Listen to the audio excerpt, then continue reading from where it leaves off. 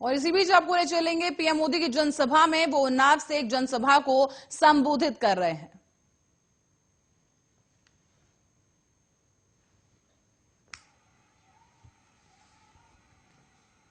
ऐसा लग रहा है पहले 2 चरण में भारतीय जनता पार्टी को अभूतपूर्व आशीर्वाद मिले हैं। तीसरे चरण में उस रिकॉर्ड को भी तोड़ने का मन बना लिया है। आज पंजाब से भी भाजपा के पक्ष में भारी वोटिंग की खबर आ रही है। लोग ज्यादा से ज्यादा संख्या में बीजेपी को वोट देने के लिए घरों से निकल रहे हैं। यूपी में आज हर तरफ एक ही गूंज है। 17 में हराया था, 22 में फिर से हराएंगे। यूपी के लोग योगी जी को ही लाएंगे। साथियों, उन्नाव की इस धरती का जुड़ाव सूर्यकांत त्रिपाठी निराला जी, बाबू भगवती चरण वर्मा और श्रीमान रामविलास शर्मा जैसे साहित्य के महान मनुष्यों से में रहा है। मैं भी आप लोगों से अपनी बात की शुरुआत एक कहावत से करना चाहता हूं। ये कहावत गौर परिवारवादियों पर बिल्कुल फिट बैठती है और ये कहावत है, थोथा चना बाजे गना। यहां बोला जाता है ना ये कहावत, थोथा चना बाजे गना। आजकल मैं देख रहा हूं कि हमारे ये गौर परिवारवादी भी खूब डींगे हाँक रहे हैं। पहले 2 चरण में चारों खाने चित्त होने के बाद भी ये लोग अभी भी जब जब सोते हैं तो सपने देखते रहते हैं। तीसरे चरण, चौथे चरण को लेकर अब बड़े बड़े दावे करने पर उतरे हैं। अब ये लोग करें भी तो क्या करें? आप मुझे बताइए, खाली बर्तन ज्यादा आवाज करता है या नहीं करता है? करता है ना, सबको पता है। खाली बर्तन ज्यादा आवाज करता है। जबकि सच्चाई क्या है, ये मैं आज आपकी इस धरती पर आकर के आपको बताना चाहता हूं। हालत ये है कि जिस सीट को ये लोग सबसे सुरक्षित मान करके बैठे थे, वो भी हाथ से निकल रही है।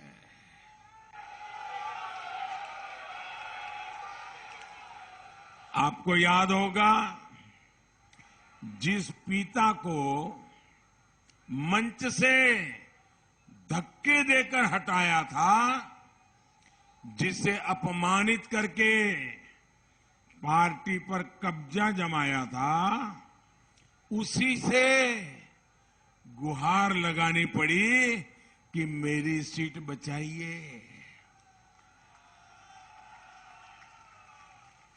जब मुख्यमंत्री पद का उम्मीदवार ही अपनी ही सीट पर असुरक्षित हो, तो हवा के रुख का पता आसानी से लगाया जा सकता है। साथियों, ये परिवारवादी लोग कुछ क्षेत्रों को अपना साम्राज्य समझते हैं।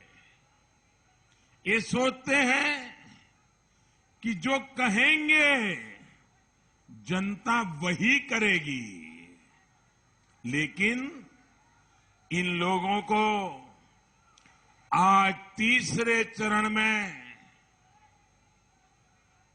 उत्साह के साथ मतदान कर रही उत्तर प्रदेश की जनता कह रही है, आएगी तो भाजपा ही, आएंगे तो योगी ही।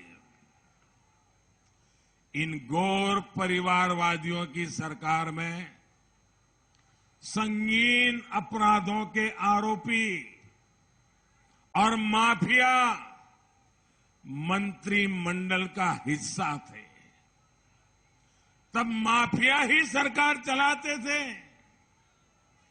प्रशासन को भी सीधा आदेश देते थे, न खाता न वही जो माफिया और गुंडे कहेंगे वही सही।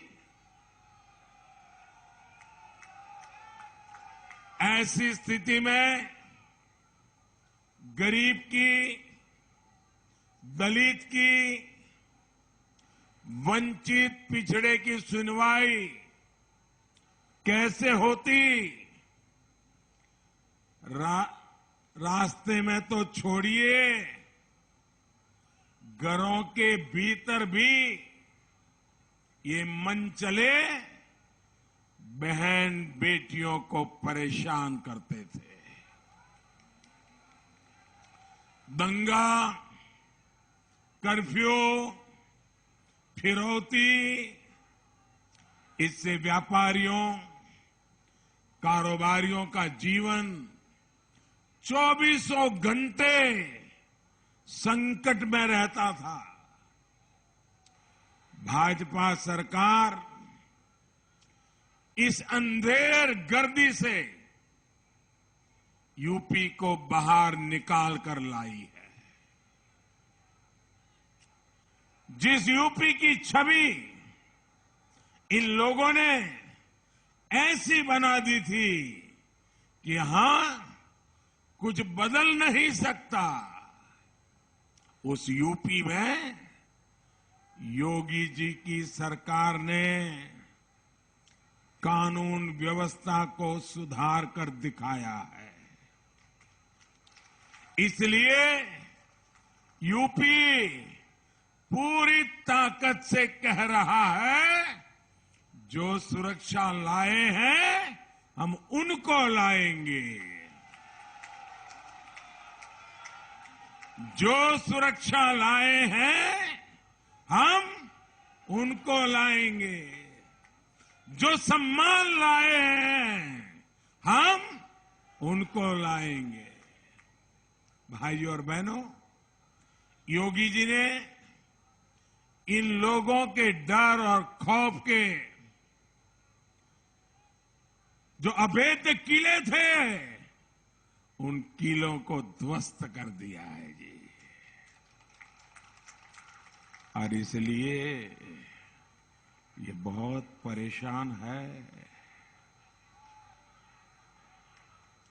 ये परेशानी कुछ दिन पहले भी सबने देखी है। कैसे खुले मंच से एक पार्टी का अध्यक्ष यूपी के पुलिस को, हमारे इन सिपाहियों को किस भाषा में अपमानित कर रहा है, उसका वीडियो आज घर घर देखा जा रहा है। मन से दी गई वो गालियां, वो धमकी सिर्फ यूपी की पुलिस के लिए नहीं थी, वो अपने उन दंगाई, दबंग, माफिया दोस्तों की हिम्मत बढ़ाने का प्रयास था। आप मेरे शब्द लिख के रखिए भाइयों, हमेशा मुझे याद करना, ये वृत्ति भर भी बदले नहीं है, ये बिल्कुल बदले नहीं है।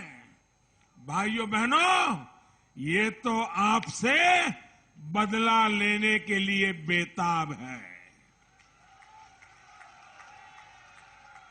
क्या आप उनको बदला लेने का मौका देंगे? ये बदला लेने की उनकी सोच आपको मंजूर है? ये बदला लेने की फिराक को आप ध्वस्त करेंगे कि नहीं करेंगे? साथियों, गौर परिवारवादियों के लिए सबसे बड़ा होता है अपना स्वार्थ, अपने करीबियों का स्वार्थ, अपने परिवार के लोगों का साथ, चाहे यूपी के लोगों की बेइज्जती हो। अगर इनको अपना फायदा नहीं दिखता तो इससे भी आंखें मूंद लेते हैं। कुछ दिन पहले पंजाब में वोट पाने के लिए यूपी के गरीब, दलित, पिछड़ों को गाली दिलवाई गई, तालियां बजाई गई। आपने वो वीडियो देखा है ना? लेकिन यहां के जो गौर परिवारवादी हैं, उन्होंने दिखावे के लिए भी इसका विरोध नहीं किया। भाइयों बहनों, आप मुझे बताइए, कोई भी व्यक्ति कहीं पर भी उत्तर प्रदेश के लोगों का अपमान करेगा तो आप इसको स्वीकार करेंगे? आप चुप रहेंगे? आप मुंह पे ताला लगा देंगे? आप जहां भी होगी, जितनी आपकी आवाज होगी, आपको गुस्सा आएगा कि नहीं आएगा? आप यूपी के लोगों का अपमान सहन करेंगे क्या? लेकिन ये परिवारवादी, इतना बड़ा अपमान हुआ, इतना सारा बोला गया, लेकिन उनके मुंह से एक शब्द नहीं निकला। क्यों? उनको यूपी के लोगों के मान सम्मान की नहीं, सिर्फ अपने कुनबे की चिंता है। और इसलिए भाइयों बहनों, न ये आपकी इज्जत की परवाह कर सकते हैं। भाइयों बहनों, बंगाल में जब चुनाव चल रहा था, यूपी के खान पान पर, यूपी के पहनावे पर यहां के लोगों को गाली देते हैं। उन्हें भी ये परिवारवादी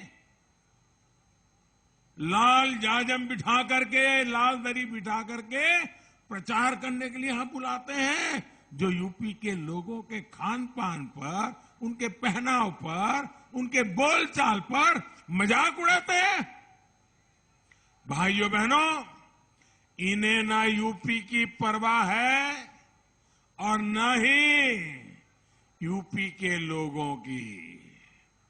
आपकी उनको कोई दरकार नहीं, आपकी कोई चिंता नहीं है भाइयों। इन्हें सिर्फ कुर्सी चाहिए। साथियों, गौर परिवारवादियों को सरकार क्या है उनके लिए? उनके लिए सरकार का मतलब क्या है? उनके लिए सरकार का मतलब है, ये तो एटीएम है, एक ऐसी तिजोरी है जहां से जितनी नोटें निकाल सकते निकाल लो और अपना घर भर लो। उनके लिए सरकार का मतलब यही है। भाइयों बहनों, भाजपा के लिए तो सरकार सिर्फ और सिर्फ आप जैसे कोटि कोटि नागरिकों की सेवा करने का एक माध्यम है, सेवा करने का अवसर है।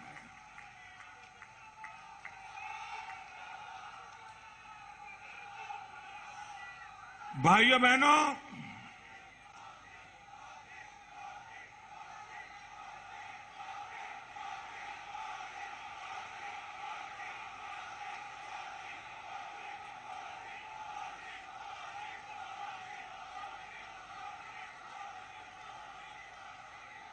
आपका ये प्यार, आपके ये आशीर्वाद मुझे आपके लिए दिन रात काम करने के लिए प्रेरणा देते हैं साथी।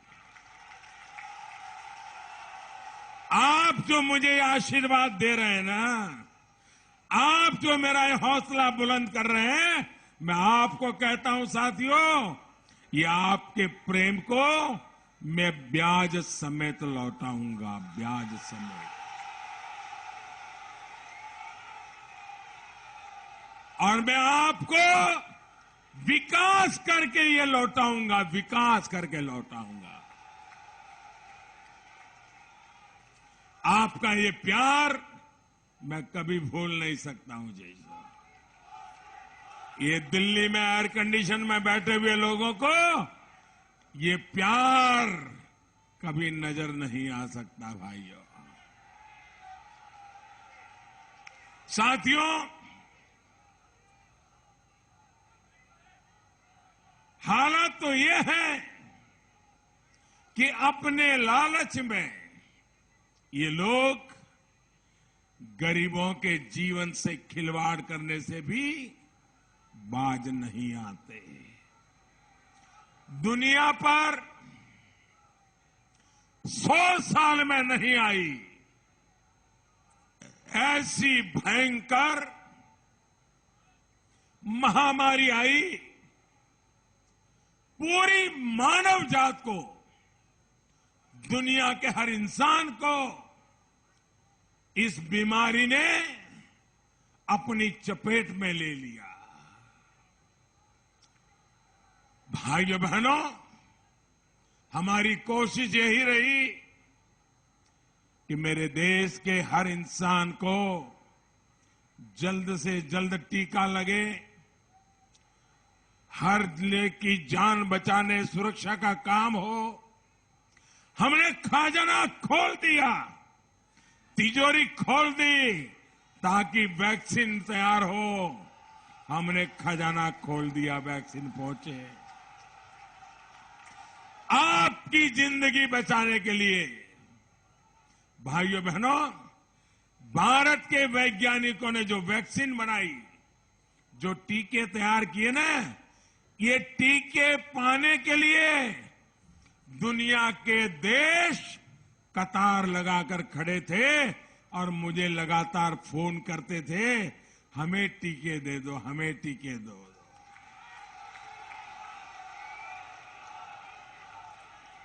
सारी दुनिया भारत के टीके के लिए कतार में खड़ी थी, लेकिन ये गौर परिवारवादी, ये स्वार्थ से भरे लोग,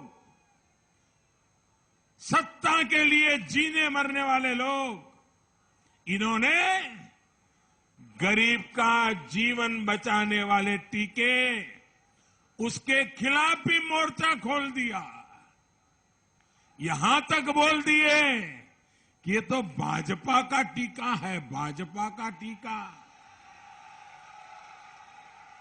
भाइयों बहनों, आप सबका टीका लगा है क्या? जरा हाथ ऊपर करके मुझे बताइए, टीका लगा है?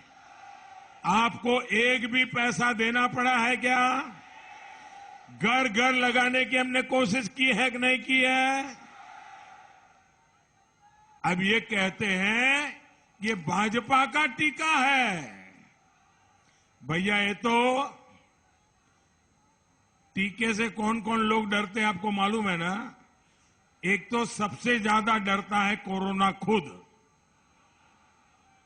और दूसरे ये गौर परिवारवादी जो सत्ता पाने के लिए खेल खेलते हैं ना, वो टीके से भी डरते हैं। भाइयों बहनों, आप देख लेना, 10 मार्च को जब चुनाव नतीजे आएंगे ना, तो ये लोग बयान देने वाले हैं। क्या बयान देंगे? हम तो इसलिए हार गए, हमारी जमानत इसलिए जब्त हो गई, ये भाजपा वाले इसलिए जीत गए कि वो भाजपा का टीका लगाया था तो उनकी उंगली अंदर कमल पर ही जाती थी।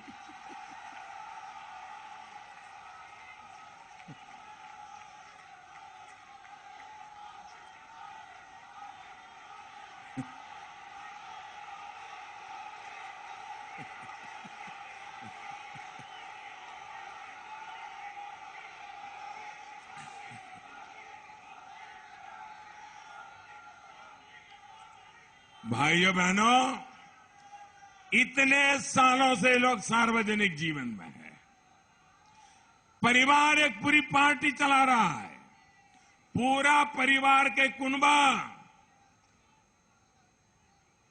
इसी काम में लगा है, लेकिन वे उत्तर प्रदेश के लोगों को अभी तक पहचान नहीं पाए हैं, उत्तर प्रदेश के लोगों को वो जान नहीं पाए हैं। ये लोग सोचते थे कि यूपी के लोग टीका नहीं लगवाएंगे, इनको यूपी के लोगों की समझदारी पर शक था, लेकिन यूपी के लोगों ने उनको गलत सिद्ध कर दिया। भाइयों, गलत सिद्ध कर दिया। भाइयों बहनों, मैं कभी कभी सोचता हूं, आज जब यूपी के लोग 28 करोड़ भाजपा वैक्सीन लगवा चुके हैं, तो मैं इन परिवारवादियों के पेट में दर्द क्यों होता है, मुझे समझ नहीं आ रहा है। आप मुझे बताइए भाई, टीका लगे, सबको सुरक्षा मिले, तो आनंद होना चाहिए कि नहीं होना चाहिए? खुशी होनी चाहिए कि नहीं होनी चाहिए? हर किसी को लगना चाहिए चलो भाई, ये हमारे यूपी के सब लोगों की जिंदगी बच गई, अच्छा काम हुआ। ऐसा होना चाहिए कि नहीं होना चाहिए? अरे चलो भाई, मोदी की तारीफ मत करो, चलो भाई आप योगी जी की तारीफ मत करो, चलो भाई आप स्वतंत्र देव सिंह की तारीफ मत करो, लेकिन ये जो हमारे हेल्थ वर्कर थे, हमारी बेटियां, हमारी नर्सेज गांव गांव जाकर के 2-2 साल से जो मेहनत कर रहे हैं, कभी 2 शब्द उनके लिए तो अच्छे बोल देते भाई, उनके लिए तो 2 अच्छे शब्द बोल दीजिए। नहीं बोलेंगे।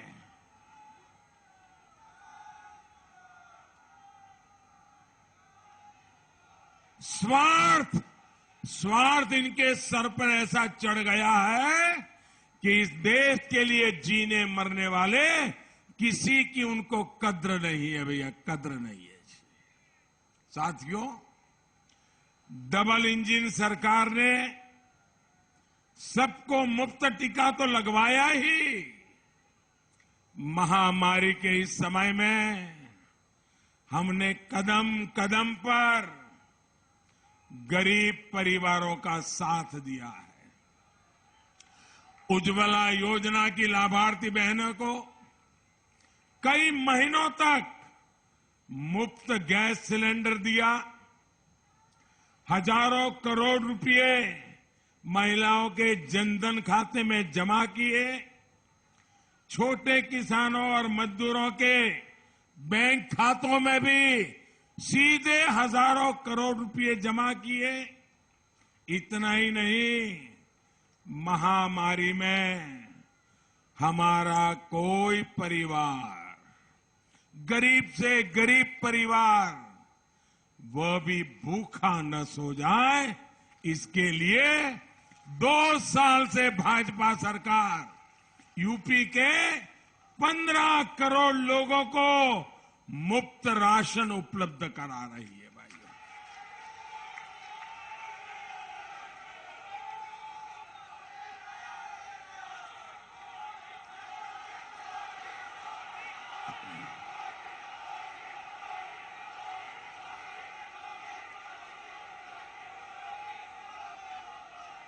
मैं आपके आशीर्वाद के लिए आपका बहुत आभारी हूं भाइयों। आप कल्पना कर सकते हैं, दुनिया में जिस किसी से मेरी बात होती है, अगर मीटिंग में मिलना हो जाए या वर्चुअल मीटिंग में मिले या टेलीफोन पर बात करें, दुनिया के बड़े बड़े नेता, बड़े बड़े लोग, समृद्ध देशों के लोग, जब उनको पता चलता है कि 80 करोड़ लोगों को 2 साल से मुफ्त राशन दिया जा रहा है, तो वो आश्चर्यचकित हो जाते हैं। मुझे पूछते हैं, मोदी जी आपके देश में इतना बड़ा काम हुआ है। भाइयों बहनों, ये हम सबके लिए संतोष का विषय है कि नहीं है? गरीब के घर में चूल्हा जले, आपको भी संतोष होता है कि नहीं होता है? गरीब का पेट भरे तो आपको भी आनंद होता है कि नहीं होता है? इन गौर परिवारवादियों को आनंद नहीं होता है। मैं उन्नाव के लोगों से जानना चाहता हूं, आप मुझे बताइए, ये राशन माफिया होते पहले वाली सरकार वाले, तो एक गरीब के घर तक राशन पहुंचता क्या? गरीब के घर में चूल्हा जलता क्या?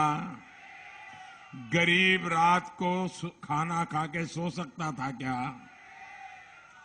भाइयों और बहनों, इसलिए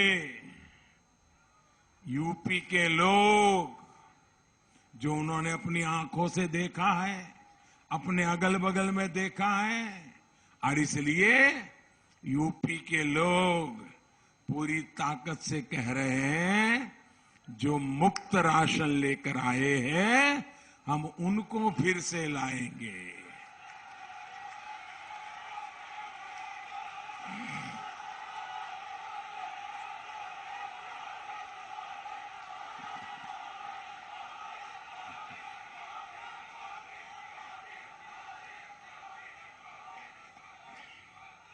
साथियों, इस संकट काल में हमने रेहड़ी, ठेले, पटरी पर छोटा सा कारोबार, व्यापार करने वालों का भी हमने हाथ थामा है। पीएम स्वनिधि योजना से उत्तर प्रदेश के लगभग 8.5 लाख रेहड़ी, पटरी, ठेले वाले साथियों को हमने बैंक से कम ब्याज से लोन स्वीकृत किए हैं। हमें मालूम है, ये हमारे जो रेहड़ी पटरी वाले भाई बहन हैं, वो बेचारे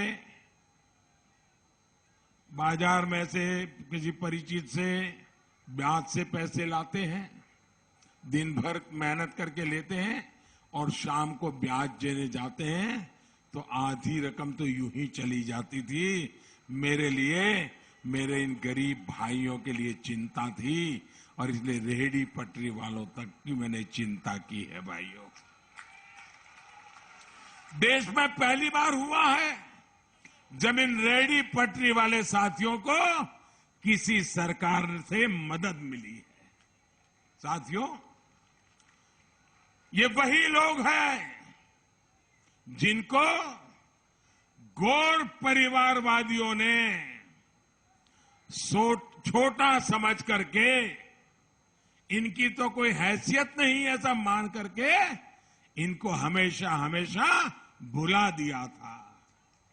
इन लोगों को तो क्या, किसकी चिंता करते थे, किसकी सेवा करते थे, किसकी भलाई के लिए काम करते थे, आप भली भांति जानते थे। उनको अपनी वोट बैंक के बाहर कुछ भी नहीं दिखता था। भाइयों, भाजपा सरकार गरीबों की सरकार है, गरीब के सामर्थ्य पर भरोसा करने वाली सरकार है। इसलिए हमने करोड़ों गरीबों के बैंकों में